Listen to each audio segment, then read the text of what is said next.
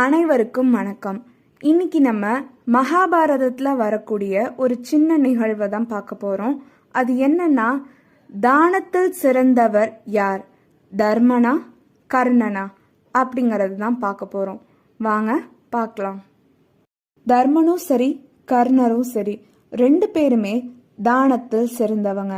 இப்படி இருக்கும்போது பாண்டவர்கள் ஆட்சி செய்த அஸ்தினாபுரத்துல தான தர்மம் செய்வதுல யார் சிறந்தவங்க அப்படின்னு ஒரு குழப்பம் இருந்தது. ஆனா பெரும்பாலானோர் கர்ணன் தான் சிறந்தவர் அப்படின்னு சொல்லியிருந்தாங்க.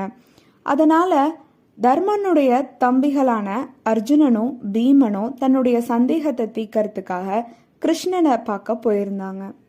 அப்போ அர்ஜுனனும் பீமனும் கிருஷ்ணர் கிட்ட கேட்டாங்க, வாசுதேவரே, எங்களோட அண்ணன் தர்மனும் தான தர்மம் செய்யறாரு, அதே மாதிரி கர்ணனும் தான தர்மம் செய்யறாங்க.